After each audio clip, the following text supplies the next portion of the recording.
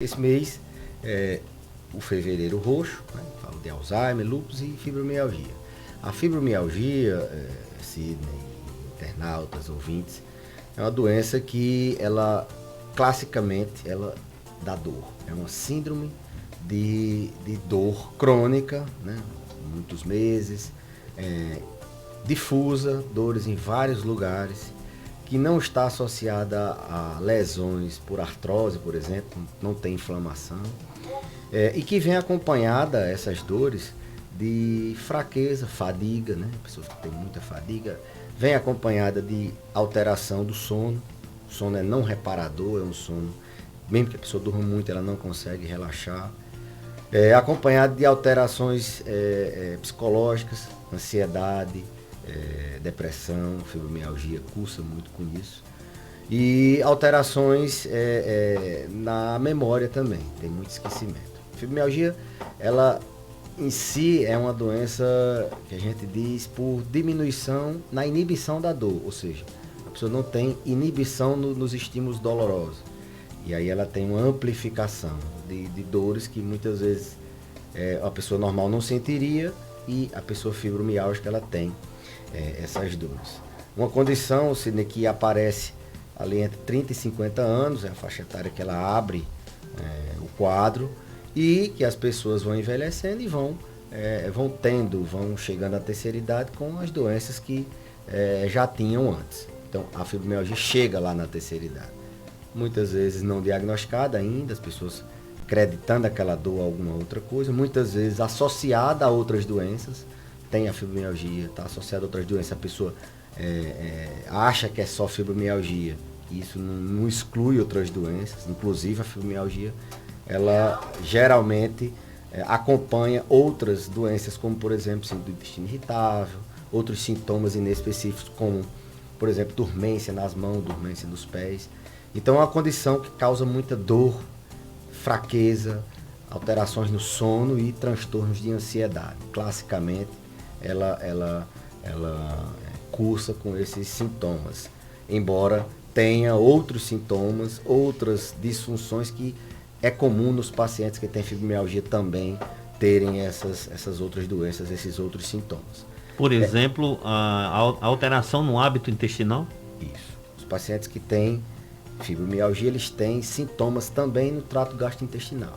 Eles têm dispepsia funcional, ou seja, aquela sensação de desconforto no estômago, de empachamento, de aumento de volume abdominal. Eles dizem, não sabe dizer se é uma dor, se é gases, se é gastrite, tem esse desconforto. Tem desconforto também no intestino. O intestino ele fica preso, ele fica mais acelerado, tem alteração no trato gastrointestinal. E essas alterações, elas dão sintomas, né? Eles são relatados pelos pacientes como esses que eu falei, de desconforto ou no estômago ou desconforto no intestino. Tem minha barriga dói, ela tem gases, eu não defeco bem, eu tenho dificuldade. E essas doenças podem ser confundidas com doenças orgânicas. Na verdade, a gente tem que afastar doença orgânica nos exames. Para ser fibromialgia, não pode ter nenhuma alteração em nenhum exame. É uma característica da doença. Ela não tem exame que diagnostique. Na verdade, os exames eles afastam outras doenças. E aí, se você não tem lesão orgânica, é só uma diminuição na inibição das dores, isso caracteriza a fibromialgia. Então, os sintomas gastrointestinais são no estômago e no intestino.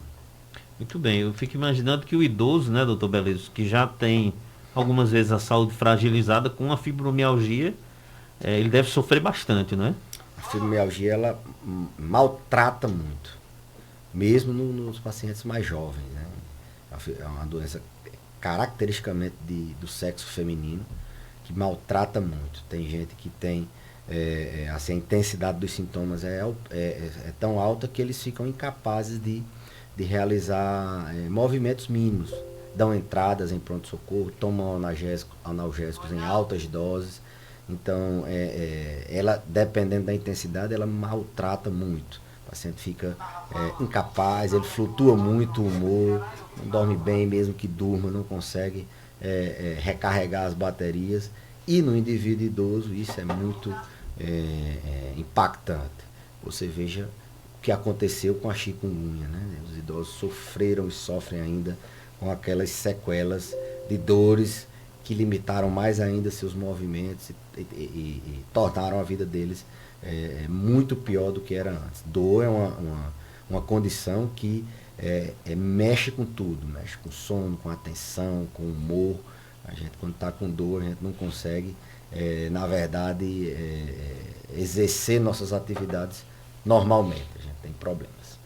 Muito bem, 12 horas e 55 minutos. Lembrando que você pode mandar para cá sua pergunta para o Dr. Belísio Neto e ele vai responder você prontamente, tá bom? Aqui no quadro Envelhecer com Saúde. Doutor, quais são os principais pontos de dores que a pessoa sente por causa da fibromialgia? Onde ela se localiza mais?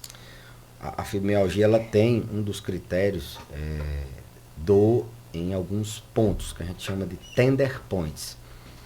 A gente não pode confundir com outro tipo de síndrome dolorosa, que é a dor miofascial. A dor miofascial, a gente, primeiro, não tem fadiga. É uma dor por tensão muscular. A fibra muscular fica tão tensa que ela dá dor. E ali você tem que desfazer aquele nódulo de tensão para poder a dor aliviar. Então não tem fadiga, a dor miofascial, e você desfaz essa dor quando você retira aquele ponto doloroso. Então é possível confundir. A dor miofascial, ela não tem pontos assim, específicos. Lógico, ela dói mais no pescoço, nas costas, no trapézio, ali perto da escápula. Mas ela pode doer em qualquer lugar. A fibromialgia, ela tem alguns pontos, esses tender points, que são mais comuns de doer. E a gente pesquisa eles aqui no trapézio, na coxa, alguns no braço. São pontos bem específicos que inclusive a gente vai somando esses pontos e isso facilita quando você vai dar o diagnóstico. Você pode ter aquilo para corroborar seu diagnóstico. É um paciente que tem dor generalizada, tem depressão, ansiedade, o sono não reparador, muita fadiga. Você pensa em fibromialgia, você pode até fechar o diagnóstico só com isso, mas os tender points, eles são pontos específicos, esses pontos dolorosos específicos da fibromialgia, que eles facilitam, eles somam no raciocínio clínico para a gente poder fechar um diagnóstico. Então, no caso da dor miofascial, os tender points são os tiger points. Uhum. É um nome um pouquinho diferente, mas existem sim pontos específicos. Muito bem. Doutor, a fibromialgia tem cura? Então, o senhor disse que ela acontece com muita frequência, né? Fica ali maltratando, ela tem cura? Cura é uma coisa, Sidney, que a gente muitas vezes está desacostumado às vezes a gente coloca um conceito de cura que passa a imagem para o paciente que se não tem cura, não tem jeito. Não necessariamente. A fibromialgia realmente é uma doença que você não tem um remédio que tome com uma semana você não tenha mais problema. Mas ela tem controle. Você pode ter controle dessas dores para o resto da vida e não ter problemas com ela. O que você tem que fazer é seguir o tratamento da forma como ele é. A gente vai falar, talvez daqui a pouco, sobre as modalidades de tratamento da fibromialgia. Mas cura não pode ser confundida com sem jeito. Né? Ela tem sim tratamento, tem controle, você pode conviver com ela sem ter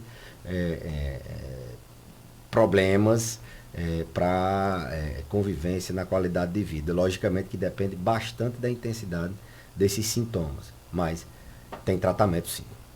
Muito bem, está acompanhando a live que o doutor está fazendo aí no Instagram, Fátima Barros, lá no sítio Carrapateira. Está na escuta do programa. Um abraço, Fátima. Obrigado pela audiência, né, doutor? Isso. Adriana Garcia também está na audiência. Jaciara Silva, Rogério Personal Life. Não, Rogério Personal Trainer. Neide Rodrigues, Tereza, Sebastião Pereira está acompanhando também. Luiz Lopes, Elisane de Medeiros, Fernando Alves, Luciane. Fernando é o mestre aí. Fernando Fernando é o nosso Alves. Mestre do jiu-jitsu. Tá no Brasil, ele mora no Cazaquistão. Mandar um abraço para ele aí. Show. Rose Rebeca, Belísio Carlos, Meu irmão. seu irmão, né? Célia Maria, Raquel Silvino, Jaciara, Santinha Bela Santos. Boa tarde, doutor Francisco Belísio, gente boa. Obrigado, um abraço aí. Jaciara Silva, você acha que... Aí não botou a mensagem. Rejane Lima, doutor Belísio, audiência forte no Ceará.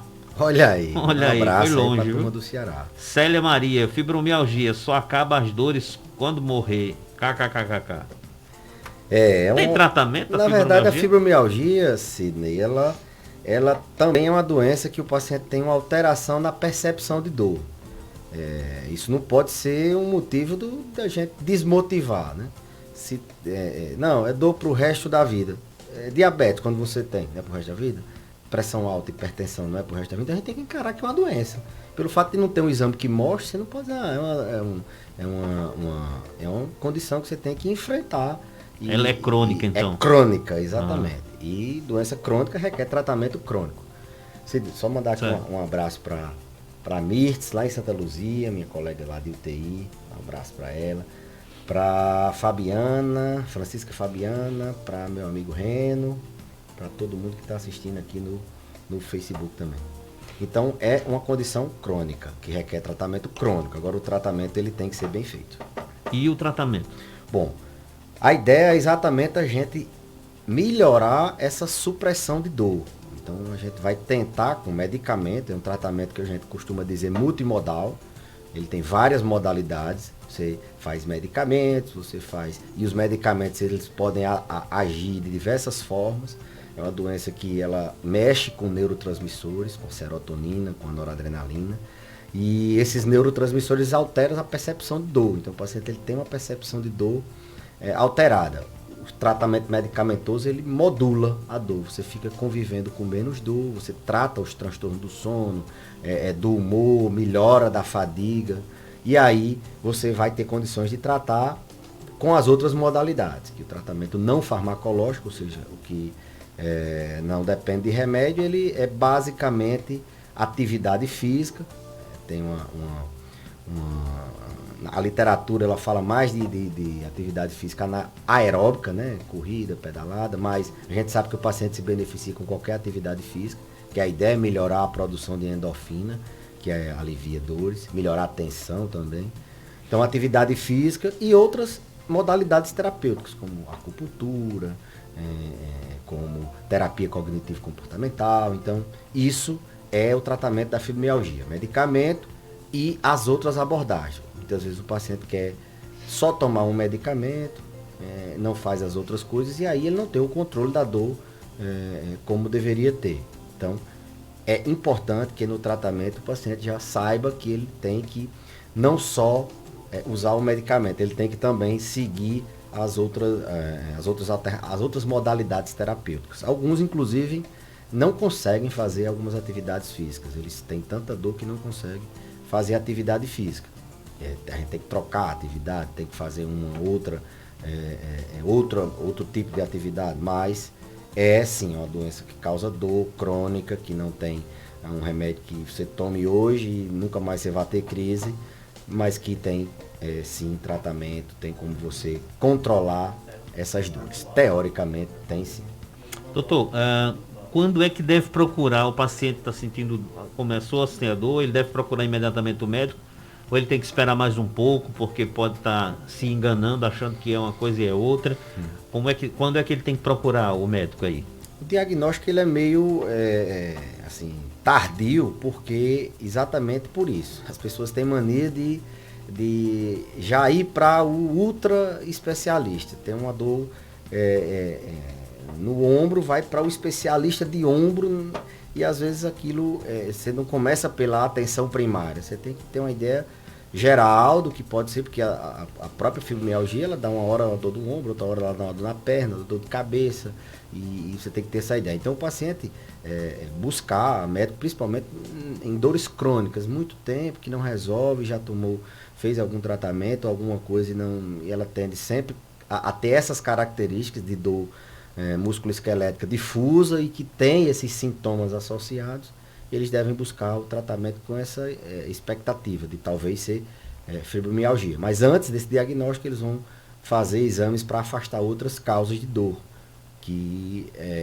são necessários para que a gente possa firmar o diagnóstico de fibromialgia.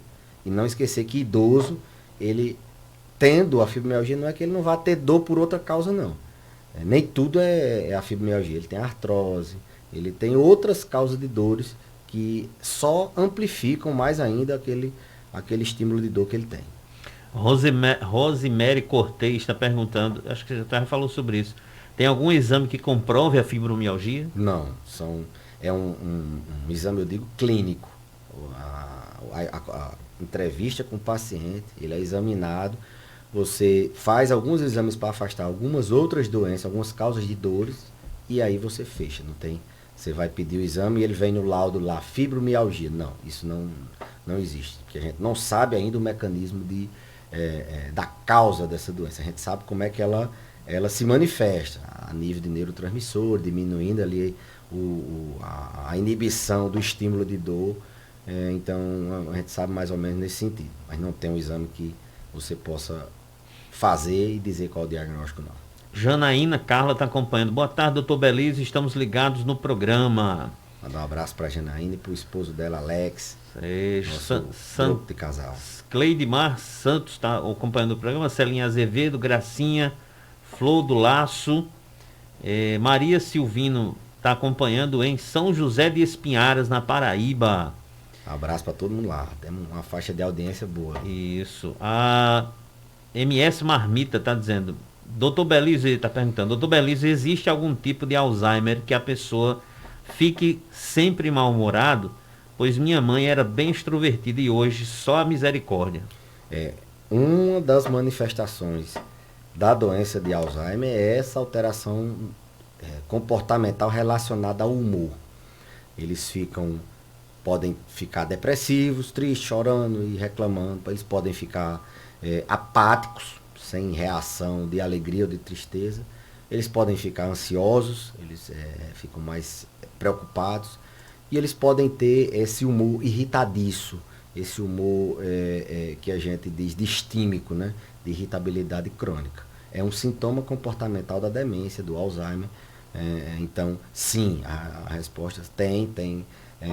Não é que seja um tipo de Alzheimer, mas no transcorrer da doença, alguns podem evoluir com esse mau humor acima do normal, esse mau humor crônico, que em pacientes que não têm demência de Alzheimer, a gente costuma categorizar como um tipo de depressão chamado distimia.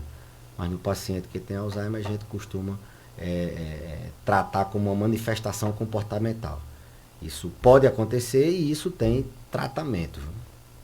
Muito bem. Jacinta Ferreira está acompanhando a gente. Jardim de Piranha está dizendo, boa tarde, eu tenho todas essas dores. Agora mesmo estou atacada. Deixe o número do consultório do Dr. Belise, por favor. Eu vou divulgar no final do telefone da Clínica Santé, né? Lá onde o doutor atende. Tá certo? Para você entrar em contato. Tá bom, Jacinta? Obrigado pela audiência aí em Jardim de Piranhas. Tem pergunta aí do ouvinte? Não, tem um elogio. Bota aí, Zé. De baixo. Aí. O ouvinte mandou para o doutor Belise. Boa tarde, Sidney Silva. Eu sou Baíca, Sítio Riacho. Fã desse horário aí, envelhecer com saúde. Sim, fã do seu programa inteiro, mas envelhecer com saúde principalmente, que eu sou fã. E acho muito engraçado quando termina o programa, se não tiver o bate-boca sobre o futebol, aí não ficou muito engraçado o programa. Eu acho maravilhoso o bate-bola aí. Boa tarde. Obrigado, Dona Baíca aí do Sítio Riacho. O pessoal da internet talvez não entenda, porque é exclusividade dos ouvintes do rádio a nossa participação aqui no Momento Esportivo, né, Eugênio? Então, já tem muito fã, viu, Sidney? Muita gente tá dizendo, doutor, você está incumpridando muito a história lá de envelhecer com saúde, a gente quer futebol. Abraço. A Jaciara Silva está perguntando, doutor, tenho dores nos seios da cabeça. O que pode ser? eu acho que é nos seios da face, né, que fica na cabeça. É. Dor no seio da face é uma manifestação típica de sinusite, né? Quando a gente tem dor, assim, perto do olho, nos seios da face, que a gente costuma dizer, é característico de sinusite. Sinusite dá muita dor de cabeça. Sinusite é uma das causas de cefaleia crônica. Cefaleia é dor de cabeça. Tem tratamento, pode ser uma sinusite aguda, né? Muitas vezes tem que fazer antibiótico, fazer corticoide. E ela pode ser crônica, geralmente associada à rinite alérgica. A rinocinusite crônica de origem alérgica é aquela que fica se repetindo quando o paciente entra em contato com alguma coisa que ele tem alergia. Pode ser o frio, pode ser uma poeira, pode ser alguma coisa que ele inala, ele tem uma crise de o nariz escorrendo, entupido, aquela dor na face, apertando. É um tipo uma das causas de dor de cabeça crônica, a rinocinusite alérgica ou de qualquer outra etiologia. Uma recomendação é a gente sempre higienizar bem o nariz, lavar o nariz 2, 3, 4 vezes ao dia e quando ficar, na verdade, procurar sempre o médico para ver se tem alguma forma de evitar essas crises e higienizar bem a cavidade nasal. Algumas vezes é necessário até fazer cirurgia, mas na maioria das vezes tratamento a longo prazo sustentado, o manejo daquela rinocinusite evita que ele fique exacerbando, tendo crises. E num período desse agora, quem tem rinocinusite deve sofrer demais, porque ninguém pode mais tossir, ninguém mais pode ter um resfriado não, porque todo mundo está com medo de Covid. Então, as pessoas devem ter esse impacto aí no dia a dia dele. Eu dou um espirro ali na redação, Alexandre solta logo com um tambor de álcool jogando em cima de mim. Eles querem a gente E ainda vai embora. Pegar fogo. A Raquel Silvino está dizendo, sinto muita dor no joelho. Qual seria a medicação? O doutor não fala de medicação para aliviar tanta dor. O tratamento aí, doutor, uma dica aí para ela procurar. Gelo, né? Se for só no joelho, tem que ver se não tem sinal de infecção.